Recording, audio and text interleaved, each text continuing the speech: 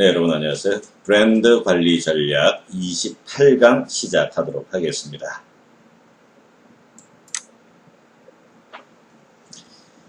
네, 브랜드 관리 전략 28강은 이 브랜드 재활성화의 이 마지막 네 번째 시간입니다. 그래서 저희가 이제 쭉 그 브랜드 재활성화를 위한 여러 가지 전략 방향에 대해서 지금까지 공부를 해왔죠. 지금 순서대로 살펴보면은 이 구매 빈도 또는 이용량 증대하기라든지 또 새로운 이용법 제공, 또 새로운 시장에 진입을 한다든지 또 커뮤니케이션 전략을 변화시킨다. 그리고 이제 브랜드 확장을 통해서 또 브랜드를 재활성화시키는 방법이 있고, 저희가 이 브랜드 리뉴얼이라는 부분에 대해서 오랜 시간 동안 같이 공부를 했습니다. 자, 브랜드의 이미지를 또 새롭게 한다든지 또 브랜드가 어떤 방향으로 나아가는데 뭐 기존의 어떤 틀에서 좀 벗어나서 고객과 새로운 그러한 컨셉이라든지 그런 걸로 다시 만나자라는 이제 그런 전략이었죠. 마지막으로 이제 오늘 공부하게 될 이 브랜드 리포지셔닝은 무엇인가 하면요.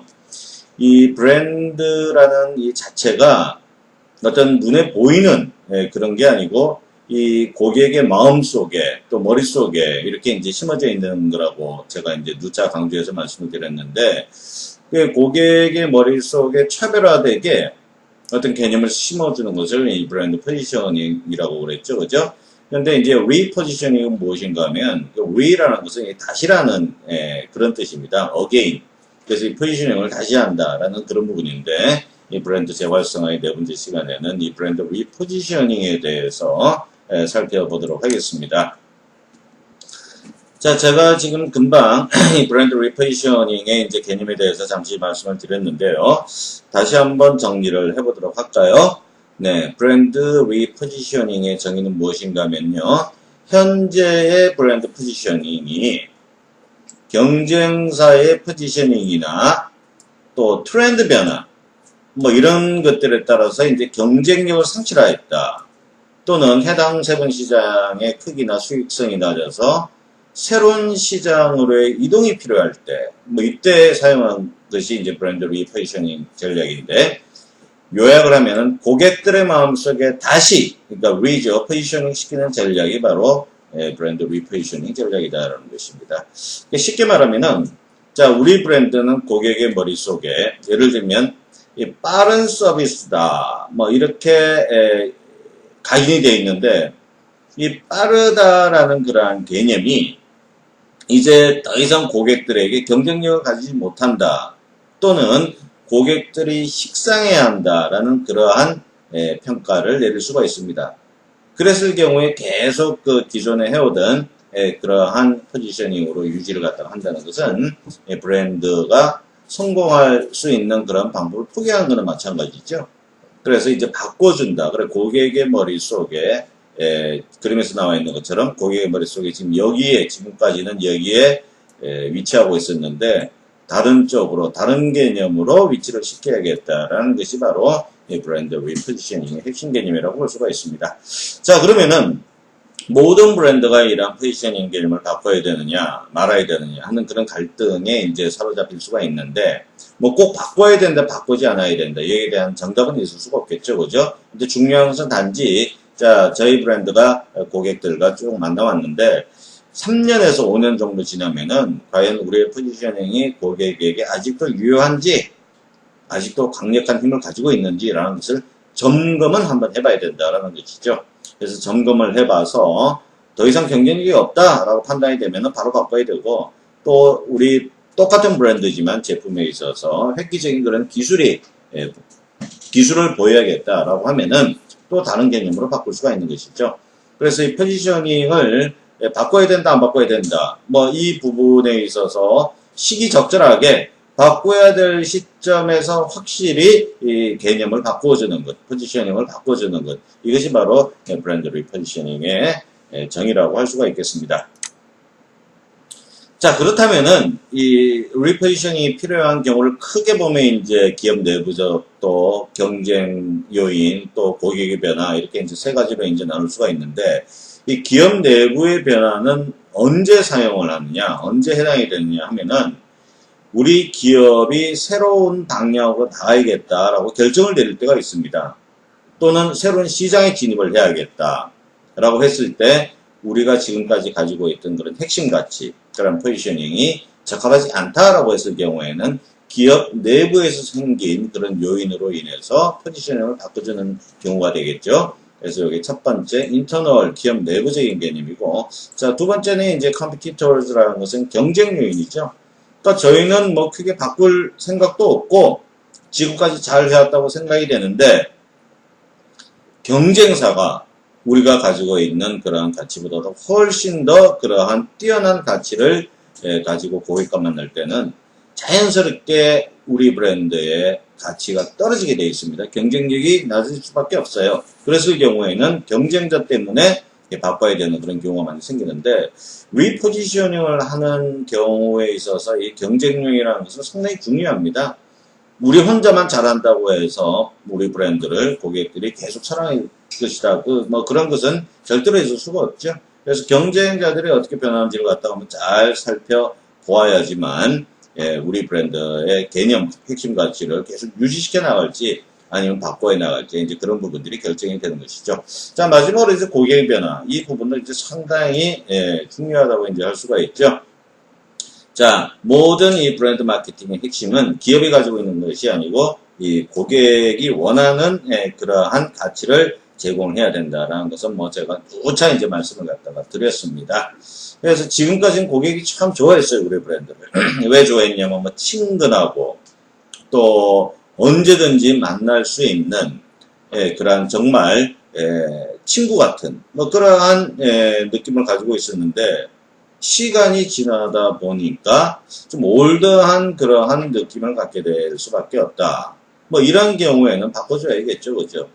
그래서 이전의 고객들이 우리 브랜드의 그 가치를 좋아했다고 해서 앞으로도 계속 좋아할 것이다 라는 것은 잘못된 생각입니다. 그래서 고객이 어떻게 변해가야 되느냐라는 부분을 충분히 검토하고 소비자 조사를 통해서 그런 게 가능하죠. 보면은 검토해서 바꿔야 되느냐 말아야 되느냐 하는 것을 또 결정을 해야 되는데 만약에 이제 현재 코어 아이덴티티 즉 핵심 가치가 우리 고객에 더 이상 사랑을 받지 못한다라고 하면 바로 바꿔줘야 됩니다.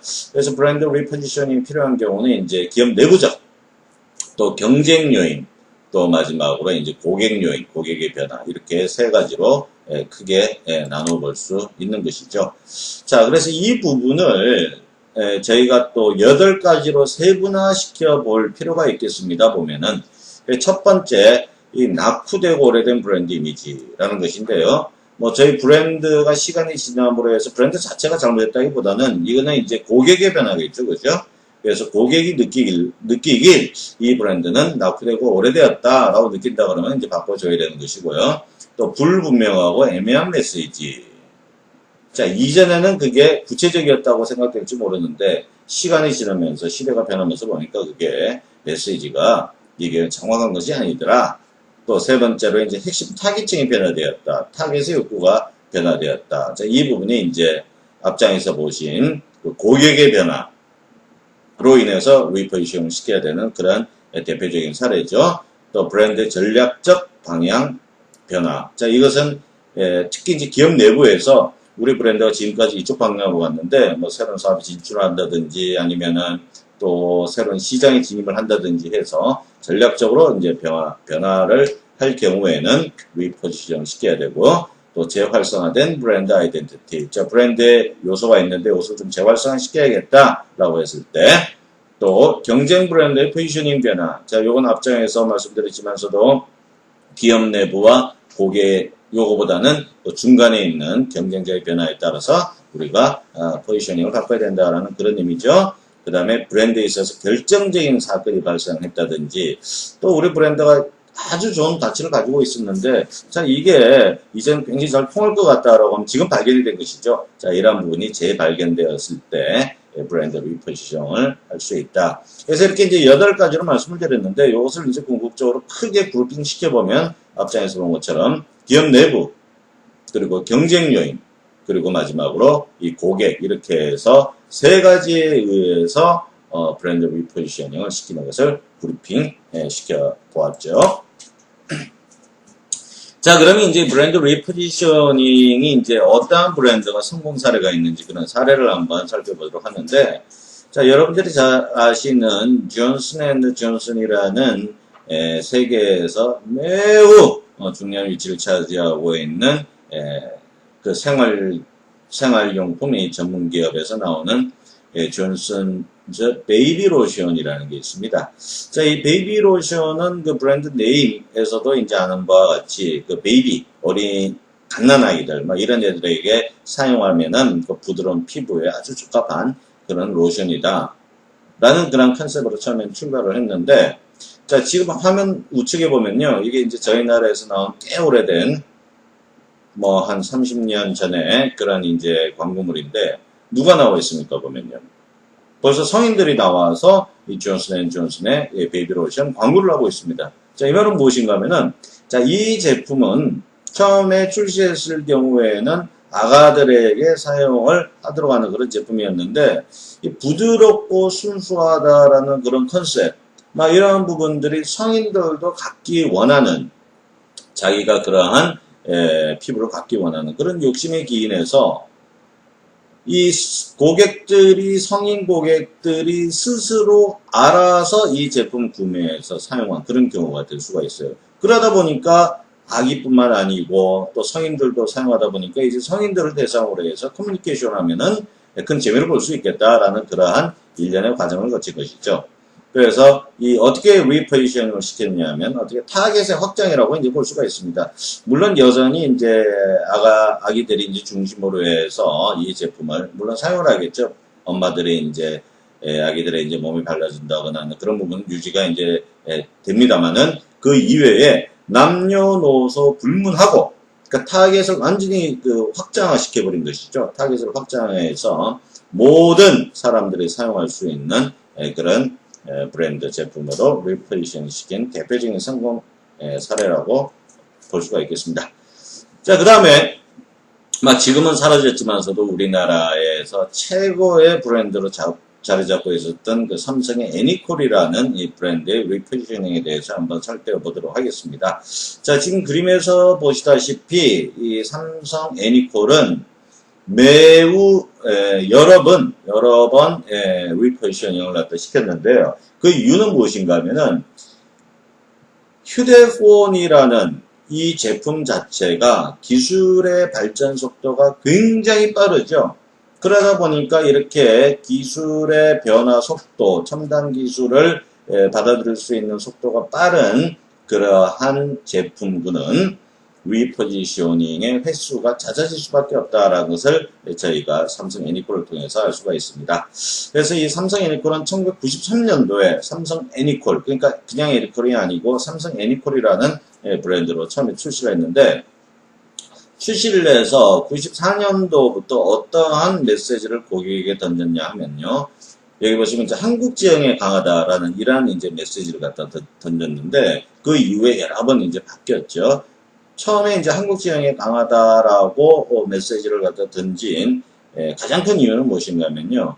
이 당시에 그 휴대폰, 즉 이제 핸드폰이 우리나라에서 사용이 되고 있었습니다만은 그때 핸드폰은 국산이 아니고 모토로라 제품이 대부분이었어요. 물론 이제 아주 오래된 제품이긴 하지만서도. 자, 그런 상황에서 수입 제품인 모토로라가 아니고 우리나라 제품 사용하게 하려면 어떤 방법이 있을까? 자, 우리 제품이 모토로라보다 훨씬 더 기술이 뛰어나다라고 말했을 경우에는 그 메시지를 받아들일 수 있는 사람이 별로 없겠죠. 왜냐하면은 그 당시에 모토로라는 세계 1위 업체, 핸드폰 제조업체였습니다. 그래서 그때 생각이 낸 게, 자, 아무리 좋은 제품이지만 모토로라는 외국에서 만든 제품이다. 자, 이 휴대폰이라는 것은 그 나라에 적합한 휴대폰이어야 되는데, 우리나라는 특히 이제 산도 많고, 또 강도 많고, 또 바다도 이렇게 바다에 둘러싸여 있죠. 그러다 보니까 우리나라 지형을 잘 알고 있는 그런 기업이 만든 휴대폰이 좋다라고 해서 이제 한국 지형에 강하다라고 그렇게 메시지를 갖다 던졌고, 이러한 부분들은 오래 갈 수는 없겠죠, 보면은. 만약에 지금까지 한국 지형에 강하다라고 메시지를 갖다 던졌을 때 그걸 받아들일 사람이 누가 있겠습니까? 그래서 이러한 메시지를 한 3년 정도 지속하다가 작은 소리에 강하다라는 그러한 메시지로 바꿨어요. 그러니까 이때 이제 리포지셔닝을 한번 한 거고요. 그 다음에 이제 점점 더 대중화시키기 위해서 언제 어디서나 한국인은 애니콜, 그리고 90년대 말부터 디지털이라는 개념이 모든 산업 전반에 확산되기 시작했습니다. 그래서 이때는 어떠한 제품이든지 디지털이라는 것을 제외하고는 소구를 할 수가 없었고, 이 핸드폰이라는 이 제품은 또 이 디지털을 기반으로 해서 나오는 그런 대표적인 제품이었기 때문에 내 손 안에 디지털 세상이라는 슬로건을 내게 된 거죠. 그리고 2001년도부터 디지털 익사이팅이라는 이런 개념을 계속 이제 주장하면서 나왔는데, 그 이유는 무엇인가 하면요. 자, 전화기의 이동 전화기의 기본적인 기능은 통화죠. 통화와 이제 뭐 문자 그런 거였는데, 디지털이 되면서 우리가 흔히 이제 알고 있는, 뭐 지금은 너무나 당연하지만서도 카메라 기능이라든지 또 음악을 들을 수 있는 그런 기능이라든지 그런 부분들이 전부 다 수렴되기 시작을 했습니다. 그러다 보니까 이 휴대폰 하나만 있으면은 여러분들이 즐길 수 있는 전자기기의 많은 부분을 이 전화기 하나로 다 해결할 수 있다라고 해서 디지털로 즐겨라라고 해서 이제 디지털 익사이팅이라는 이러한 포지셔닝으로 2001년부터 7년까지 굉장히 이제 오래 가기 시작했죠. 그러다가 이제 2007년 9월부터 토크 플레이 러브라고 해서 뭐 말하고 또 즐기고 또 사랑하고 막 이러한 세 가지 단어의 그런 포지셔닝으로 쭉 이제 왔는데, 이것은 무엇인가 하면은, 자, 토크라는 것은 그 핸드폰의 기본 기능이죠. 통화의 기능이고, 또 플레이라는 것은 즐기는 것입니다. 그죠? 뭐 음악을 가지고 즐길 수도 있고, 사진 촬영을 통해서 즐길 수도 있고, 그리고 이제 러브라는 것은 이 연인 간에, 옛날에 뭐 핸드폰이 없을 경우에는 집 전화로서는 참 이성 친구와 이렇게 통화하고 연애하기가 쉽지는 않았죠. 그리고 이제 러브라는 것은 그런 이성 간의 러브도 있지만은 또 여러 사람들을 또 사랑하는 그런 개념도 포함되어 있습니다. 즉, 토크 플레이 러브라는 것은 우리의 생활 전반을 요약해 놓은 그런 키워드라고 할 수 있어요. 이렇게 해서 기존의 어떤 기술적인 부분에서 2007년 이후에는 정말 생활 전반을 포괄하는 그런 개념으로 리포지셔닝을 계속 시켜 나갔습니다. 자, 지금까지 이렇게 해서 스마트폰이 나오기 전까지 애니콜이 어떻게 그 리포지셔닝을 해왔는지 이제 보고, 삼성에서도 이 애니콜이라는 아주 중요하고 가치 높은 브랜드, 이 브랜드를 스마트폰에 적용을 해야 될 것인가 아닌가라고 고민을 많이 했겠죠. 그러나 결론은 무엇인가 하면은 스마트폰이 나오면서 애니콜은 점점 없애는 것이 좋겠다라고 해서 새로운 브랜드인 갤럭시라는 브랜드를 만들어낸 것입니다. 그래서 뭐 물론 이제 외국에서는 스마트폰도 이제 삼성으로 다 통합니다만은, 이렇게 스마트폰 시대가 열리면서 How to Live라는 이런 새로운 또 개념으로 리포지셔닝을 갖다가 한 것이죠. 네, 그래서 삼성 내에서 나오는 이러한 휴대전화, 휴대폰의 리포지셔닝 사례를 쭉 저희가 살펴봤고, 다시 한번 요약을 하면은, 이 리포지셔닝이 뭐 좋다 나쁘다라는 걸 떠나서 이렇게 기술이 빠른 시일 내에 점점 업그레이드 되는, 변화가 되는 그런 제품들은 리포지셔닝이 빠를 수밖에 없다. 반면 제가 뭐 지난 시간에 여러 번 말을 했습니다만은, 볼보라는 자동차는 물론 자동차도 기술이 빨리 변해갑니다만은, 볼보라는 것은 1927년도에 태어난 이후에 지금까지도 100년 가까이 계속 이 안전이라는 그런 개념으로서 그 고객들과 만나기 때문에 어떻게 보면 리포지셔닝을 거의 한 번도 하지 않은 그런 사례가 될 수가 있겠습니다. 그래서 기술 변화가 빠를수록 리포지셔닝이 자주 필요한 그런 브랜드도 있지만서도 자동차처럼 볼보처럼 계속 그렇게 기술의 변화가 있음에도 불구하고 안전이라는 그런 개념으로 나간 경우가 있다라는 것을 비교해서 말씀을 드렸고요. 자, 다음 사례는 뭐 이 말보로 담배 사례도 상당히 유명한 그런 사례인데요. 핵심만 말씀을 드리면은, 말보로는 원래 여성들을 타깃으로 하는 브랜드였어요. 그러다가 1954년도에 남성 담배로 변화를 시켜서 현재 세계에서 가장 많이 팔리던 담배로 그렇게 바뀌었는데 그의 핵심이 무엇인가 하면 타겟의 변화를 갖다 준 것입니다. 그러니까 여성에서 남성으로 변화를 갖다 준 것이죠.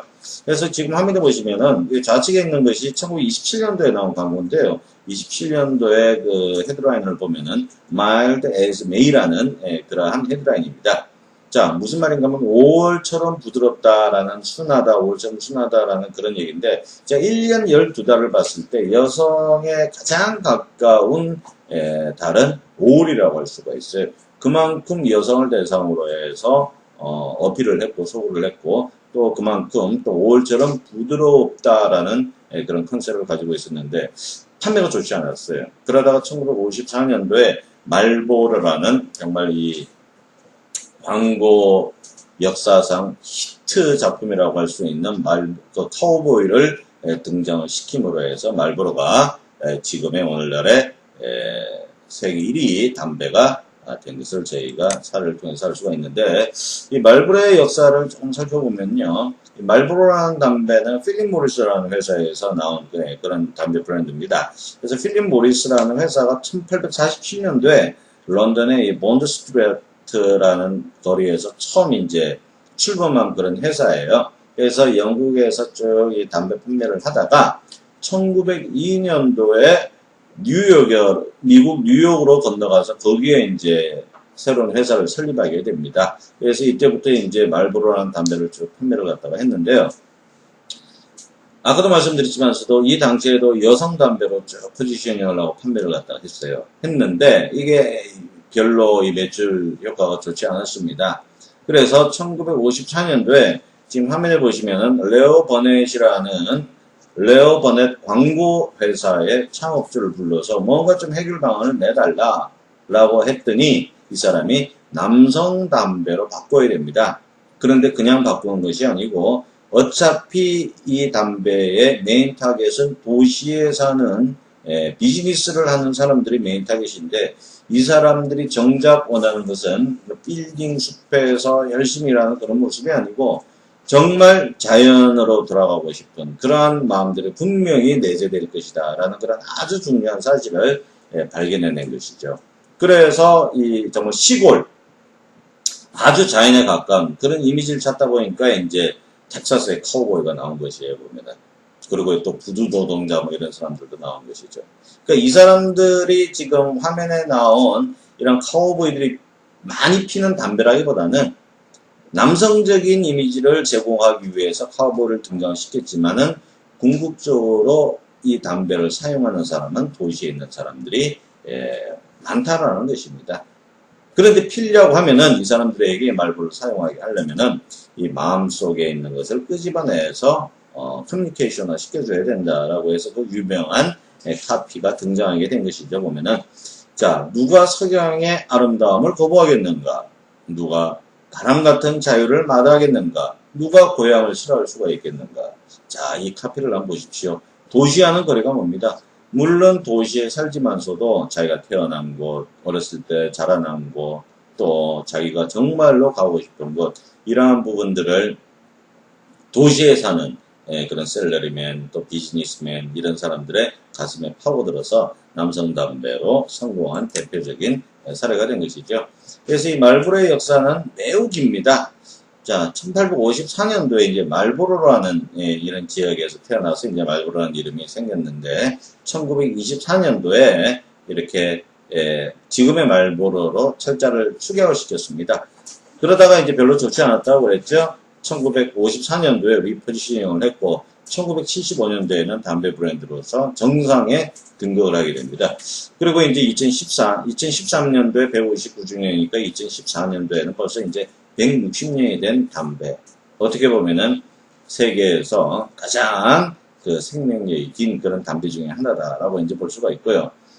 필립 모리스가 전 세계에서 이 판매하는 그러한 비율이 굉장히 높습니다. 높은데, 뭐 국가별로 다릅니다만 10%에서 한 30% 정도 이렇게 이제 필립 모리스의 매출 쉐어가 있는데, 말보로 하나만 약 6% 정도의 매출을 올리고 있다고 합니다. 그래서 그 금액으로 계산해 보니까 약 7천억에서 8천억 정도 매출 규모를 올리고 있다 보니까 엄청나게 큰 그러한 비중을 가지고 있는 그런 담배죠.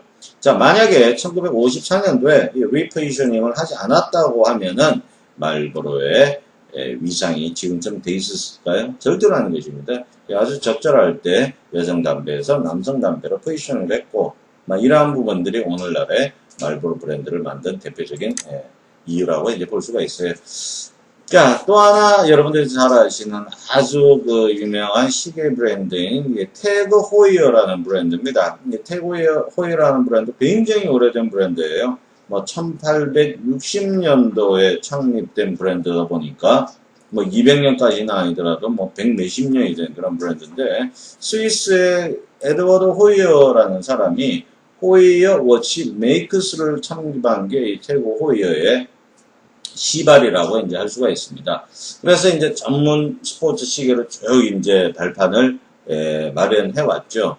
그러다가 자, 일본 제품은 시계뿐만 아니고 싸고 튼튼하고 기능적인 제품을 만들어내는 데는 일본 사람들이 참 잘해요. 그래서 이 시계가 전 세계를 통해서 장악을 하게 됩니다. 그러다 보니까 전문 스포츠 시계라기보다는 기능적이고 튼튼한 시계를 갖다 더 많이 사야겠다라는 그런 사람들의 인식 때문에 매우 힘든 그러한 시기를 보냈죠.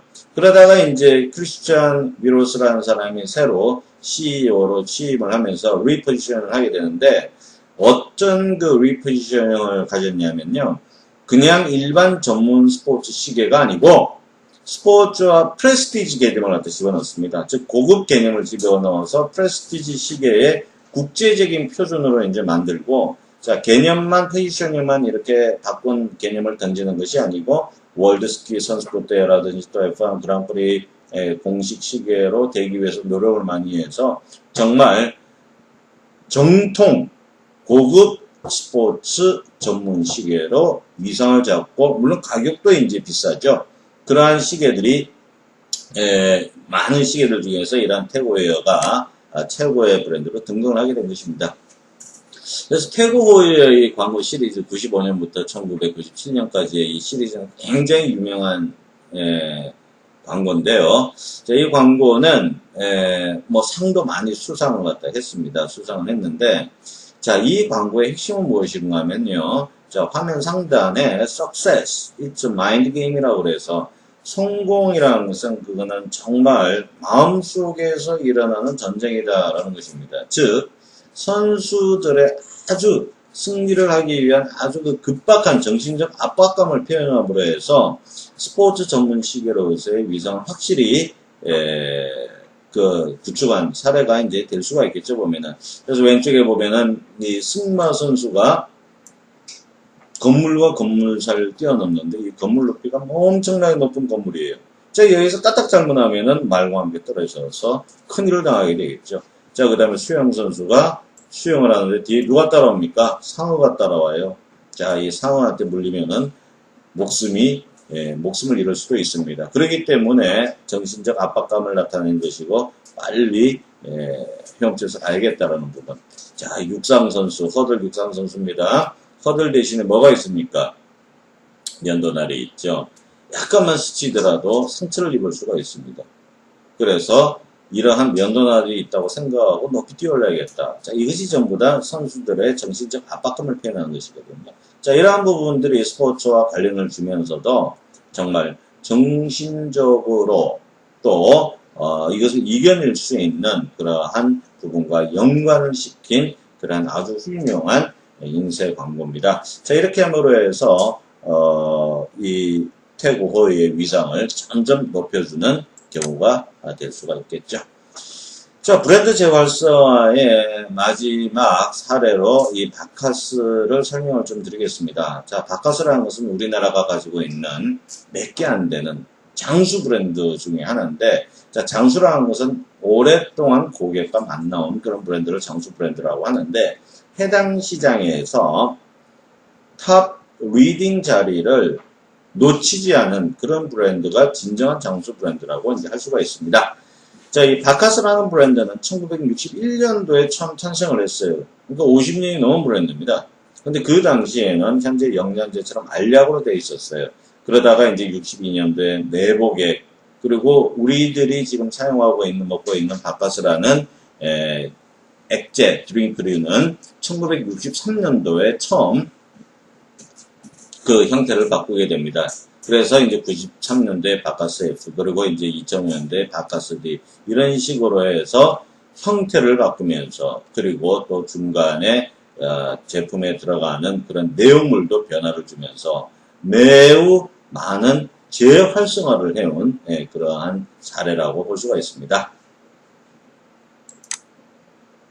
자, 그래서 이 바카스의 광고도 참 재밌는데요. 뭐, 저희가 지금은 이 자양 강장제, 뭐, 그러한 개념으로 먹고, 또 약이라는 개념보다는 목이 마를 때 그냥 먹을 수 있는 그냥 편안한 제품이었는데, 처음에는 종합 강간제, 또 종합 영양제 이렇게 해서 간을 튼튼하게 해준다, 영양을 보충해준다라는 그런 개념으로 시작한 제품이었어요. 그러다가, 98년도부터 해서 이 타겟을 바꾸고 또 대학생 국토대장정 막 이런 부분들을 만들었는데 공통점은 무엇입니까? 타겟의 연령대를 확 낮춰버린 거예요. 자, 왜 이러한 전략을 구사했냐 하면은, 자, 처음에 나왔을 때, 바카스 브랜드가 나왔을 때 주 고객이 성인들이었습니다. 특히 이제 트럭이란 차를 운전하는 사람들이 많이 이제 바카스를 이용했다고 하는데, 그분들이 이용하지 않으면 그 빈자리를 누군가는 받쳐줘야 되거든요. 그 누군가의 연령을 보면은 젊은 사람들입니다. 그러니까 이 젊은이들에게 사랑을 받지 않으면 바카스는 그렇게 오랫동안 장수할 수가 없다라는 것을 그때 인지한 것이죠. 그래서 이때부터 계속 젊은이들을 중심으로 해서 커뮤니케이션 해 나가기 시작합니다. 그래서 모델도 젊은이, 또 상황도 젊은이, 또 사고방식도 젊은이.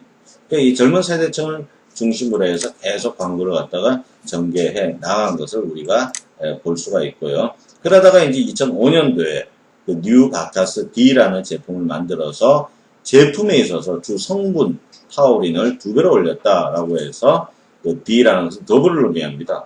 자, 이전에 나온 바카스 D의 D는 드링크를 의미하는 것이고, 2005년도에 나온 뉴 바카스 D는 더블이라는 것을 갖다가 의미했는데, 타우린 성분을 2배로 늘렸다라는 그런 개념의, 그런 의미의 이니셜이 될 수가 있습니다. 자, 그리고서도 계속 이제 모든 국민을 대상으로 해서 또 이미지를 점점 더 높일 수 있는 그런 커뮤니케이션을 집행해 왔죠. 자, 정리해 보겠습니다. 바카스가 지금까지 정말 우리나라의 최고 브랜드 중에 하나가 될 수 있었던 그런 이유는 여러 가지가 있겠습니다만은, 브랜드적인 차원에서 볼 때는 정말 장수 브랜드가 되기 위한 재활성화 노력을 엄청나게 해왔다는 것이죠. 제품에 있어서도, 즉 형태죠. 정해서 액제, 앰플, 드링크류 같은 이런 제품의 리뉴얼도 해왔죠. 또 브랜드의 타겟을 중장년층에서 젊은층으로 바꿨습니다. 또 성분에 있어서도 타우린을 2배 높인다든지 이러한 부분의 노력, 또 브랜드의 확장, 바카스 정에서 내복의 D, 또 F, 또 바카스 D, 또 이 바카스의 이 로고 부분도 약간 변화를 주었고, 또 커뮤니케이션 컨셉도 계속 이제 바꿔온 것이죠.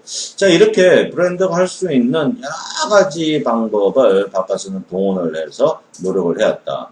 자, 이렇게 노력을 하다 보면은 장수 브랜드가 안 될래야 안 될 수가 없는 것이죠. 그 결과 장수 브랜드가 됨으로 해서 고객들에게 계속 사랑을 받는 그러한 브랜드로서는 최고의 위치를 가질 수가 있었던 것입니다.